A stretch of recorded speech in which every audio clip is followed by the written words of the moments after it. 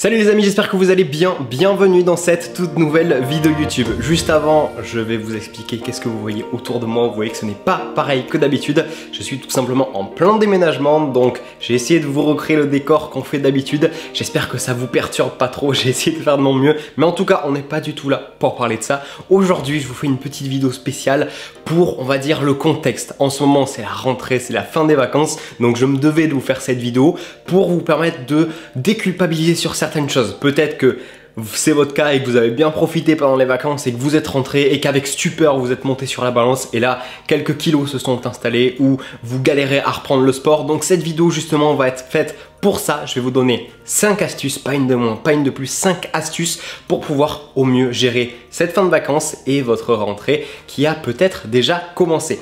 La première astuce, on va justement parler de la balance et du stress que ça peut engendrer. Il est normal que si vous avez passé de très bonnes vacances, que vous avez bien profité, c'est-à-dire que vous avez bien mangé, vous avez peut-être aussi un petit peu bu d'alcool, il est très sûrement possible, je ne sais pas si ça se dit mais vous avez compris, qu'en rentrant, lorsque vous êtes monté sur votre balance, il y a peut-être quelques kilos de plus, ou quand vous avez pris vos mensurations, il y a peut-être quelques centimètres de plus.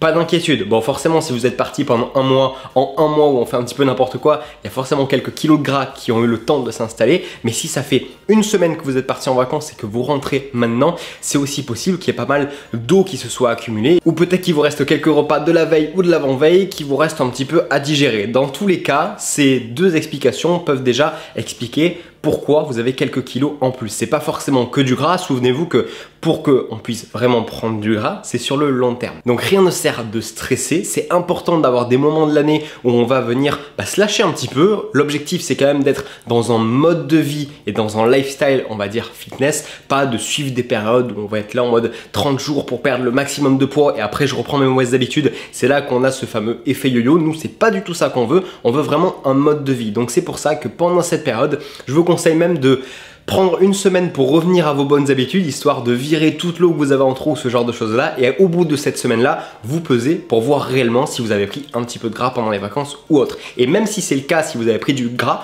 au final ce n'est pas très grave, vous allez pouvoir le perdre en reprenant justement votre mode de vie. Donc pas d'inquiétude par rapport à ça, c'est super important. Et surtout que si vous stressez, si ça vous angoisse, vous allez sécréter justement des hormones telles que le cortisol ou l'adrénaline qui sont totalement l'ennemi de la perte de poids, donc à éviter. Deuxième astuce, on va parler un petit peu du sport. Je sais que beaucoup de personnes, avec la rentrée, vont vouloir reprendre leurs activités, mais beaucoup plus intensément, on va dire. Si vous faites du cardio, vous allez peut-être être tenté par courir un peu plus, courir tous les jours, ou si vous faites du sport, à faire plusieurs séances dans la journée.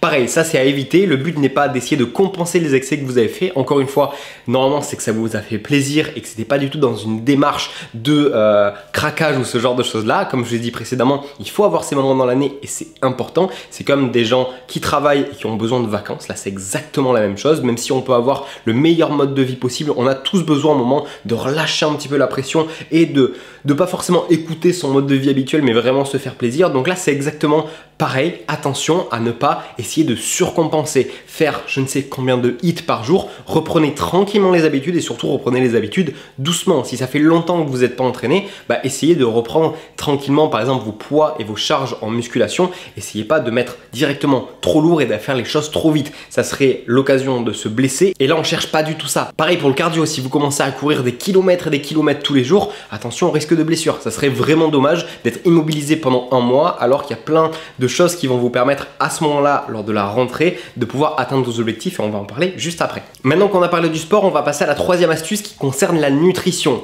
Encore une fois, n'essayez pas de compenser les excès que vous avez fait pendant les précédentes semaines en mangeant beaucoup moins. N'essayez pas de vous affamer en mangeant 500 à 800 calories par jour, en sautant des repas, en faisant vraiment un régime salade. C'est pas du tout l'objectif. Ou encore pire, n'écoutez pas les vendeurs un petit peu frauduleux, on dira, qui vont commencer à vous proposer des substituts de repas, ce genre de choses-là, parce que la rentrée et cette période-là, c'est pour eux une aubaine. Donc attention à pas vous faire piéger par ça, parce que ça serait la pire idée à faire. Là, ce que vous allez devoir faire, c'est simplement reprendre un mode de vie sain, reprendre les bonnes habitudes que vous aviez l'habitude de mettre mettre en place. Et si vous avez envie de vous faire des salades, il n'y a pas de souci, mais pensez quand même à ajouter des glucides et avoir suffisamment à manger. Le but n'est absolument pas de s'affamer, de se priver et de repartir dans un cercle vicieux qui au final va pas du tout vous faire avancer. Donc attention, et je compte sur vous par rapport à ça. Quatrième astuce, profitez de ce moment-là pour vous organiser. Je sais que quand j'étais encore étudiant, et ça doit être le cas pour pas mal d'entre vous qui me regardent ou même des personnes qui travaillent, je sais que septembre est un mois formidable parce que